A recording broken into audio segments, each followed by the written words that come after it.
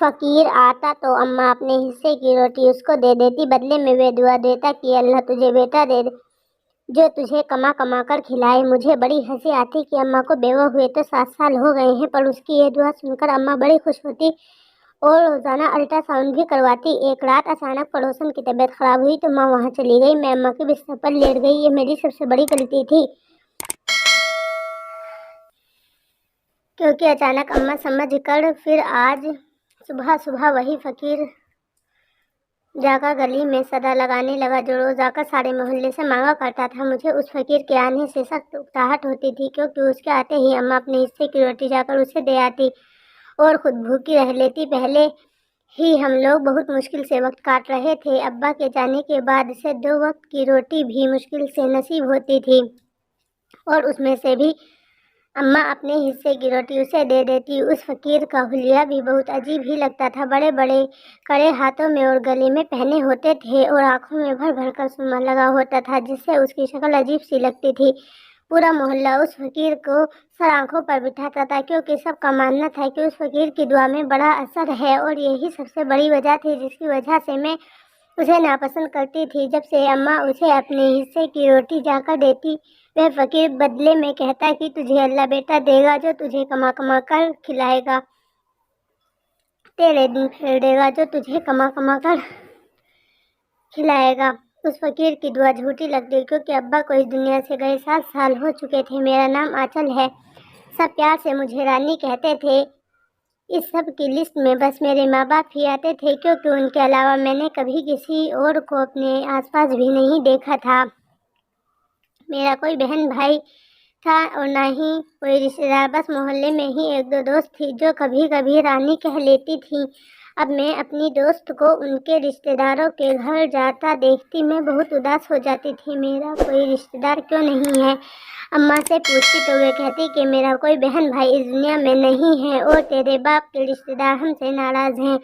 جب میں تھوڑی بڑی ہوئی تو پتہ چلا کہ میرے ماں باپ نے پسند کی شادی کی تھی، اس لیے ان کو گھر سے نکال دیا گیا تھا اور ان کے ساتھ سارے رشتے توڑ لیے تھے۔ میرا باپ ایک مزدور آدمی تھا،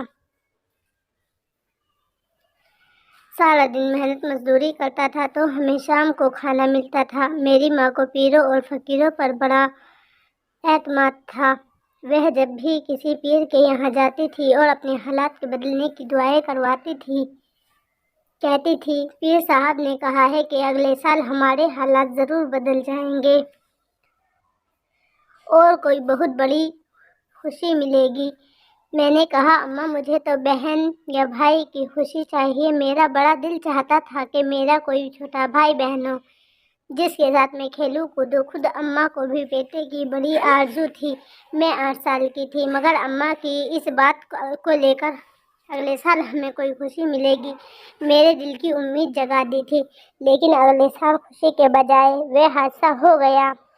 اس کے بارے میں ہم نے خواب میں بھی نہیں سوچا تھا۔ میرا باپ روز کی طرح کام کے لیے گھر سے نکلا، مگر واپس چارپائی پر آیا۔ اس وقت میں چھوٹی تھی، اس لیے معلوم نہیں ہو پایا کہ ابا کو کیا ہوا تھا، بس اتنا یاد تھا کہ ابا مر گئے ہیں۔ تو مجھے اماں پر ہوئی جو اتنی بڑی خبر سن کر بھی سکون سے بیٹھی رہی۔ مجھے آخری بار ابا کا چہرہ بھی نہ دیکھنے دیا۔ ملنے والے کہنے لگے بیچاری بیوہ ہو گئی۔ اتنی سی عمر میں ابا کے جنازے پر میں نے پہلی بار اپنے گھر کے لوگوں کی بھیڑ دیکھی تھی۔ کسی کے منہ سے سنا تھا کہ میرے تایا اور چاچا بھی آئے تھے، مگر انہوں نے بس اپنے بھائی کے جنازے میں شرکت کی اور چلے گئے۔ مجھے پیار کرنا تو دور کی بات، انہوں نے مجھے دیکھنا بھی گوارا نہیں کیا تھا۔ میری ماں بالکل خاموش تھی، اس کی آنکھوں سے ایک آنسو بھی نہ باہر آیا۔ میرے باپ کی تدفین ہو گئی تو میری ماں نے وہ محلہ ہی چھوڑ دیا۔ ابا کے جانے کے بعد اماں کا زیادہ وقت گھر سے باہر گزرنے لگا تھا۔ میں نہیں جانتی تھی کہ وہ سارا وقت باہر کیا کرتی تھی۔ شام کو گھر آتی تو ہم دونوں کے لیے کھانا لے آتی۔ میں اماں سے پوچھتی کہ اماں سارا دن کہاں ہوتی ہو، تو سکون سے کہتی کام کرنے جاتی ہوں۔ میں اب بڑی ہو رہی تھی، اسی لیے مجھے لوگوں کی باتیں بہت بری لگتی تھیں जब मोहल्ले वाली औरतें अम्मा को देख देख कर अजीब अजीब बातें करती थीं, मैं अम्मा से पूछती तो कहती लोगों की बातों पर ध्यान न दिया कर। एक दिन मैं स्कूल जा रही थी। मैंने एक बार रास्ते में अम्मा को देखा। वे एक कोठी के अंदर जा रही थी। मुझे भी हैरानी हुई तो मैं भी अम्मा को आवाज़ देती अंदर तक चली गई। वह बहुत खूबसूरत घर था। मैंने अम्मा को यहीं आते देखा था, इसलिए बिना सोचे समझे उसके पीछे अंदर तक चली गई। अचानक एक कमरे से मेरी माँ बाहर निकली। मुझे यूं घर में फिरता देखकर उसके चेहरे की रंगत उड़ गई। जल्दी से उसने मेरा हाथ पकड़ा और मुझे खींचते हुए घर से बाहर ले आई। मुझे गुस्से से डांटते हुए अम्मा ने कहा, तू अंदर कैसे आई? मेरा पीछा कर रही थी। मैंने रोते हुए कहा, अम्मा मैं तो स्कूल से वापस आ रही थी के रास्ते में आपको देखा, आपको आवाज़ देते हुए पीछे आ गई। अम्मा ने सख्ती से कहा, खबरदार, आज के बाद तुम अगर मुझे रास्ते में कहीं देख भी लो तो तुम मुझे आवाज़ नहीं दोगी और ना ही मेरे पीछे आओगी। वह मेरा घर नहीं है, मेरे मालिकों का घर है। मैं वहाँ काम करने जाती हूँ। आज के बाद से मुझे तू इस रास्ते से घर आती नजर न आना। अपने स्कूल आने जाने का रास्ता बदल ले। मैं रोते हुए घर वापस आ गई। मैं 13 साल की हो गई थी और अम्मा अभी भी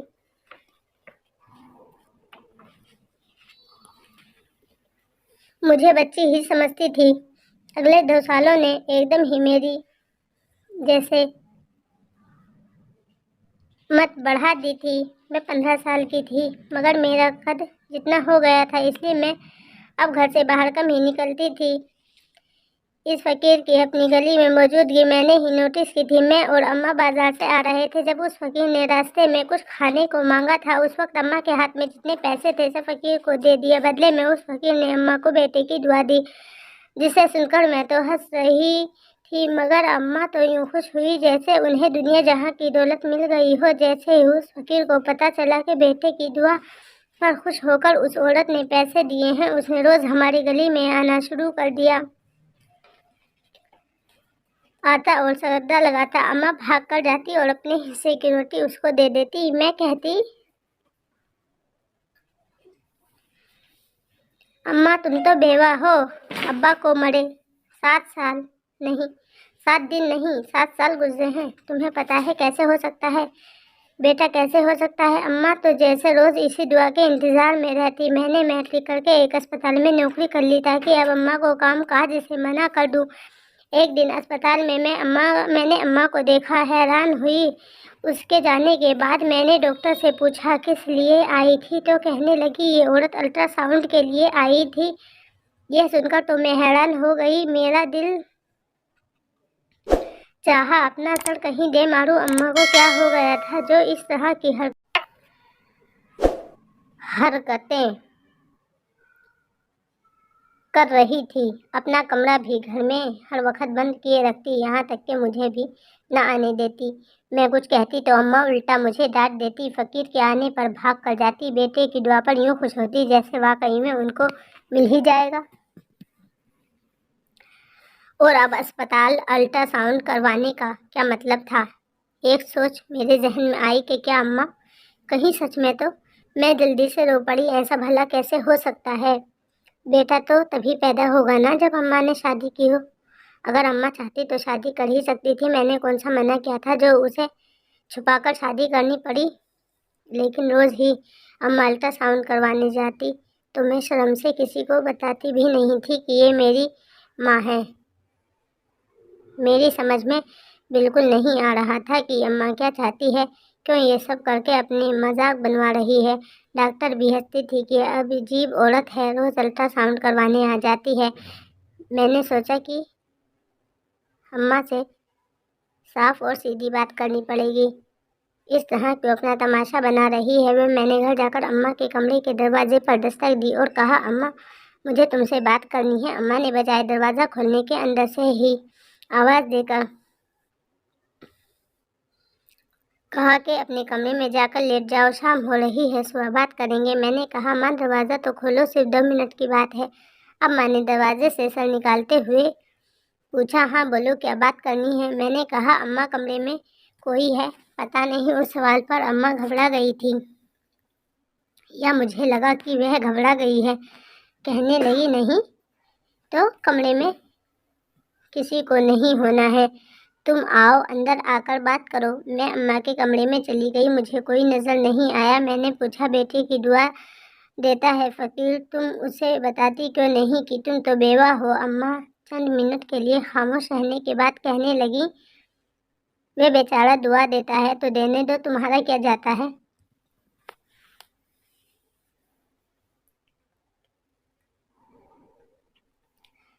میں نے اگلا سوال کیا، اماں کمرے میں مجھے کیوں نہیں آنے دیتی؟ اب میں نے کہا ابھی تم آ کر میرے اماں نے کہا اب تم آ کر میرے کمرے میں بیٹھی نہیں ہو، میں نے کب تمہیں منع کیا؟ اماں کے پاس جیسے ہر سوال کا جواب تھا۔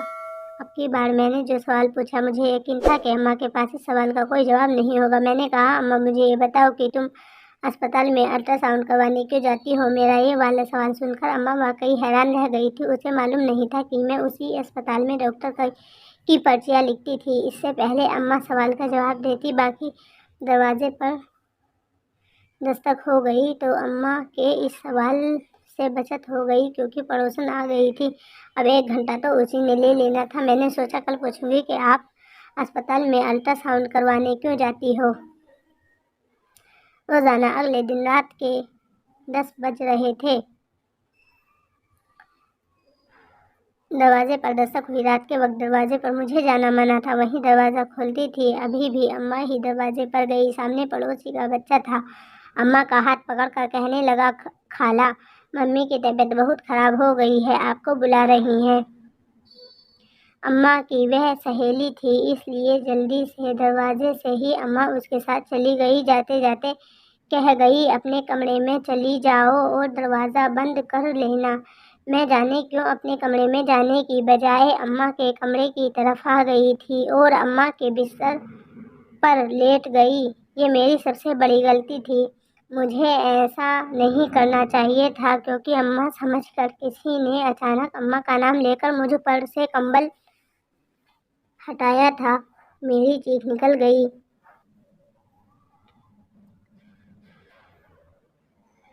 روم میں مکمل اندھیرا تھا۔ میں جلدی سے اٹھ کر کمرے سے باہر دوڑی۔ میری سانسیں بری طرح خراب ہو رہی تھیں، مجھے سمجھ نہیں آ رہا تھا ابھی یہ میرے ساتھ کیا ہوا تھا۔ کسی نے اماں کے دھوکے میں مجھ پر سے کمبل پیچھے کیا تھا اور اماں کا نام لیا تھا۔ میں ڈر کر دروازہ کھول کر باہر نکلی ہی تھی کہ سامنے اماں سے ٹکراؤ ہو گیا۔ مجھے اس سمے گھبرائے ہوئے انداز میں دیکھ کر اماں بھی پریشان ہو گئی۔ کہنے لگی کیا ہوا؟ میں نے ساری بات بتائی۔ اماں ساری بات سننے کے بعد مجھ سے کہنے لگی رانی تجھے غلط فہمی ہو رہی ہے، کمرے میں تو کوئی بھی نہیں ہے۔ میں نے کہا اماں نہیں اماں کمرے میں کوئی تھا، میں نے خود کسی کی آواز سنی تھی۔ اماں اپنے کمرے میں گئی، 1 منٹ بعد ہی مجھے آواز دے کر کہا آ کر دیکھ لے کوئی نہیں ہے یہاں۔ میں ڈرتے ڈرتے ماں کے کمرے میں داخل ہوئی تو واقعی ماں کے کمرے میں کوئی نہیں تھا۔ ماں نے کہا بس دیکھ لیا، کہا بھی تھا نا کوئی نہیں ہے یہاں، تمہارا وہم ہے۔ میرا ذہن کسی بھی طور پر تھوڑی دیر پہلے ہوئے واقعے کو وہم کہنے پر تیار نہیں تھا۔ میرے ساتھ وہ سب حقیقت میں بیتا تھا۔ میں نے سوچا اماں کو بتانے کا کوئی فائدہ نہیں ہے۔ میں اپنے کمرے میں جا کر سوچنے لگی کہ اماں کے کمرے میں جن بھوت تو نہیں، کیونکہ مجھے بڑے دن سے کسی کی موجودگی محسوس ہو رہی تھی۔ میں اب روز صبح 7 بجے گھر سے نکلتی تھی اور رات 7 بجے آتی تھی۔ اماں کو میں نے کہہ دیا کہ اب تم نوکری نہیں کرو گی، اس لیے وہ گھر پر رہتی تھی۔ میں اسپتال جانے کے لیے گاڑی میں بیٹھی تو محلے کی ایک لڑکی مل گئی، مجھے کہنے لگی تمہیں پتہ ہے خبر بھی ہے تمہارے گھر میں کیا چل رہا ہے؟ میں نے سوچ کر پوچھا کیا مطلب اس بات کا؟ کیا چل رہا ہے میرے گھر میں؟ وہ کہنے لگی دیکھو برا مت ماننا، میرا مقصد تمہیں سچائی بتانا ہے، پورا محلہ تمہاری اماں کو باتیں بنا رہا ہے۔ میں نے بے چینی سے پوچھا کیسی باتیں؟ وہ کہنے لگی یہی کہ تمہاری ماں نے شادی کر لی ہے چھپ کر۔ یہ سن کر میں سکتے میں آ گئی۔ میں اسے کیا بتاتی کہ کل رات کے بعد سے تو میرے ذہن میں بھی یہی شک تھا۔ کل رات جو آواز مجھے سنائی دی تھی وہ مردانہ آواز تھی، میں نے اس کو مسکرا کر کہا، فی الحال تو ایسی کوئی بات نہیں ہے، مگر میں تو اماں کو کہتی رہتی ہوں کہ شادی کر لو، مگر وہ مانتی نہیں ہے۔ اس لڑکی کو تو جیسے تیسے تسلی کروا دی، مگر اندر ہی اندر میں پوری طرح ڈر گئی تھی۔ محلے والوں کی زبانیں آپ کیسے پکڑ سکتے ہیں؟ وہ تو باتیں کر ہی دیتے ہیں۔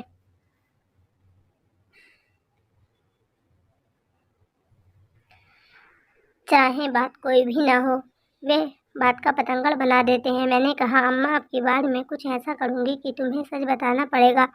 اگلے روز اماں اس فقیر کی صدا پر روٹی دینے باہر نکلی تو میں نے بات سننے کے لیے کان لگا دیے۔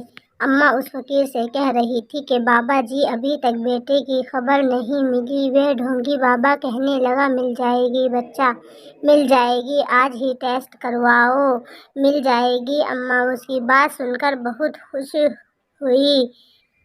میں نے ہی اس فقیر کو کہا تھا کہ میری ماں سے یہ کہے، اب اگلے کا مرحلہ مجھے معلوم کرنا تھا۔ اماں بولنا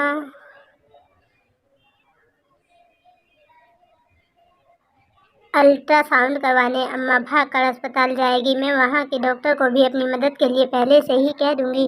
فلاں نام اور حلیے کی عورت آئے تو آپ نے جھوٹ بولتے ہوئے اسے کہنا ہے کہ وہ بیٹے کی ماں بننے والی ہے۔ میں جانتی ہوں یوں اپنی ماں کو بیوقوف بنانا اچھی بات نہیں ہوتی، مگر راز جاننے کے لیے میرے پاس کوئی اور راستہ نہیں تھا۔ اماں تھوڑی دیر بعد اسپتال چلی گئی اور میں گھر پر رکی رہی اپنے پلان کو پورا کرنے کے لیے۔ میں نے آج کام سے چھٹی کی تھی۔ 2 گھنٹے بعد اماں کی واپسی ہوئی تو وہ بہت خوش لگ رہی تھی، اتنی خوش کہ اس کی خوشی چھپائے نہیں چھپ رہی تھی۔ گھر آئی تو میں نے کہا، اماں کہاں سے آ رہی ہو؟ بہت خوش دکھائی دے رہی ہو، سب خیریت ہے نا؟ کہنے لگی، ہاں ہاں سب خیریت ہے، بعد میں بتاؤں گی۔ یہ کہہ کر وہ اپنے کمرے کی طرف بڑھنے لگی تو میں نے کہا، اماں ابھی اندر نہ جاؤ، میں نے کمرے میں آگ لگا رکھی ہے، کیونکہ پیر صاحب نے کہا تھا۔ میری پوری بات سنے بغیر ہی اماں آگ کا نام سن کر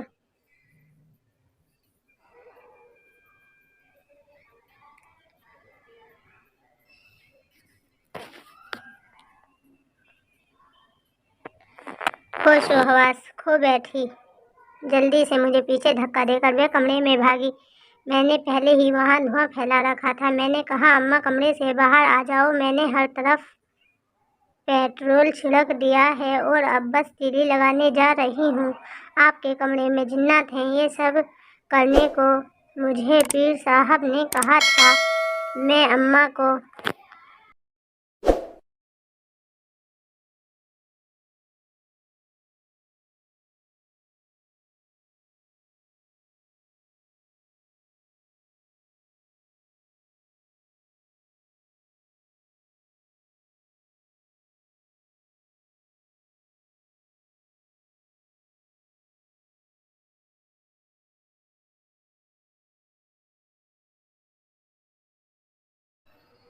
دکھانے کی خاطر تھوڑی جگہ پر پیٹرول پھینکا تھا۔ ماچس کی تیلی پھینکی تو آگ بھڑک اٹھی۔ اماں ہوش و حواس ہو کر الماری کے پیچھے بھاگی۔ جلدی سے الماری کو ایک طرف سرکایا تو الماری میں سے ایک طرف کمرہ سا نظر آیا۔ اماں آواز دے کر بولی، سنیں، باہر آ جائیں، اس سے پہلے پورے کمرے میں آگ لگ جائے۔ میں نے جیتنے والے انداز میں خود کو داد دی کہ دیکھو کیسے رنگے ہاتھوں پکڑ لیا میں نے ماں کو، لیکن الماری سے باہر نکلنے والے آدمی کو دیکھ کر میں سن رہ گئی۔ میرے سر پر قیامت ٹوٹ پڑی۔ میرے منہ سے نکلا، ابا آپ؟ الماری کے پیچھے کمرے سے نکلنے والا کوئی اور نہیں، میرا باپ تھا۔ اسی دوران اماں تیزی سے باہر بھاگی۔ وہ بالٹی بھر کر پانی پھینک کر تھوڑی سی آگ بجھائی، لیکن اب اصل آگ تو میرے اندر جل چکی تھی۔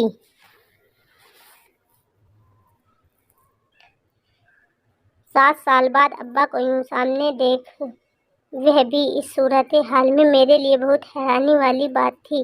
مجھے اپنی آنکھوں پر یقین نہیں آ رہا تھا کہ واقعی وہی انسان میرے سامنے کھڑا ہے جس کو مرے 7 سال ہو چکے ہیں۔ مجھے یوں گمسم سے انداز میں کھڑے دیکھ کر اماں آگے بڑھ گئی اور بولی، میں جانتی ہوں کہ تجھ سے بہت کچھ چھپایا ہے۔ میں شرمندہ ہوں کہ سچ اس طرح سامنے آ گیا، ورنہ میں تجھے بتانے ہی والی تھی کہ میں نے اور تیرے ابا نے پسند کی شادی کی تھی۔ हम दोनों एक दूसरे को पसंद करते थे और हमारे घर वाले हमारी शादी कहीं और करवाना चाहते थे। तुम्हारे बाप के घर वाले काफ़ी अमीर थे, इसलिए उन्हें एक छोटे घर की बहू मंजूर नहीं थी। तुम्हारे दादा ने हमें कबूल करने से इनकार कर दिया, इसीलिए सब छोड़ छाड़ कर हम दोनों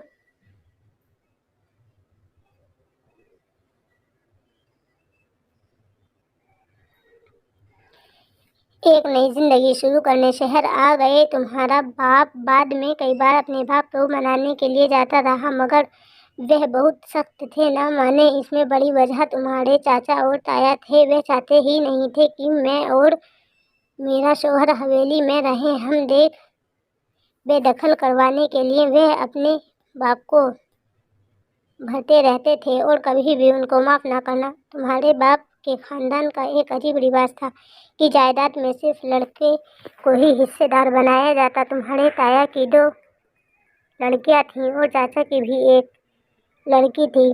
बेटा किसी के यहाँ नहीं था। कई साल गुजर गए और तुम्हारे दादा का दिल नरम हुआ और उन्होंने तुम्हारे बाप को कहा, बेटा पैदा कर लो और मेरा पोता लेकर आ जाओ, मैं उस दिन तुम्हें माफ़ कर दूंगा। ये खबर दूसरों के लिए अच्छी साबित नहीं हुई, क्योंकि इस तरह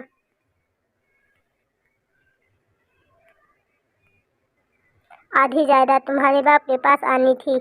मैं यहाँ तक कहानी सुनाकर चुप हुई और अब्बा को कहा, आगे आप बताएं कि क्या हुआ। अब्बा कहने लगे, मेरे भाइयों को ये गवारा ना हुआ कि मैं कहीं मेरे बेटा पैदा करके अब्बा की आधी जायदाद का मालिक ना बन जाऊँ, इसलिए उन्होंने मेरे खिलाफ साजिशें शुरू कर दी। मुझे जान से मारने की कोशिश करने लगे, यहाँ तक कि मुझे अपनी ही मौत का झूठा ड्रामा करना पड़ा ताकि सबको यकीन आ जाए। मेरे जनाजे पर मेरे दोनों भाई आए थे। उन्होंने अपने हाथ से मुझे कब्र में उतारा। उनके जाते ही फौरन मेरी बीवी और तुम्हारी माँ ने मुझे बाहर निकाल लिया। हम किसी मोहल्ले में चले गए, सिर्फ इसलिए केवल लोग तुम्हें और तुम्हारी माँ को नुकसान ना पहुँचाएं। मेरे को दुनिया वालों की नज़र से छुपकर तुम्हारी माँ से मिलना था। हम चाहते थे कि हमारा बेटा हो जाए। एक बार बेटे की खुशखबरी मिल जाती तो मेरा बाप मुझे माफ़ कर देता, मगर इस भाग दौड़ में इतने साल गुजर गए कि मालूम ही ना हो सका। तुम इतनी बड़ी हो गई, मुझे कुछ इसी घर में छुप कर रह रहा था। इस दिन मैंने ही तुम्हें तुम्हारी माँ के धोखे में आवाज़ दी, लेकिन अब अल्लाह ने हमारी सुन ली। मैं अभी अल्ट्रासाउंड करवा कर आई हूँ, बेटे की माँ बनने वाली हूँ। हमारे 7 साल की दुआ रंग ले आई है। अम्मा और अब्बा की बेटा बेहद खुशी देखकर मैं दिल में बहुत शर्मिंदा हुई। मैंने ही डॉक्टर को झूठ बोलने के लिए कहा था। मैं सुबह अस्पताल ड्यूटी पर गई तो डॉक्टर जिसको मैंने ये सब करने को कहा था मुझे कहने लगी, यार असल में कल मैं खुद नहीं आ सकी, इमरजेंसी हो गई थी। तुम्हारी अम्मा कल आई थी क्या? मैंने चौंक कर सर उठाया। अगर वह कल नहीं थी तो इसका मतलब था कि किसी और डॉक्टर ने माँ को चेकअप क्या था। वह खबर सच्ची थी। मेरी माँ सच में बेटे की माँ बनने वाली थी। मैं इस वक्त सजदे में गिर गई। मैं शर्म से अम्मा और अब्बा से नज़र नहीं मिला पा रही थी। जब उन्हें पता चलेगा मैंने झूठ बुलवाया था तो वह क्या सोचेंगे, मगर खुदा की कुदरत के ये सब सच हो गया। मैं बहुत खुश हुई। घर जाते हुए मैंने मिठाई खरीदी, क्योंकि अब हमारे दिन फिरने वाले थे। जैसे ही मेरा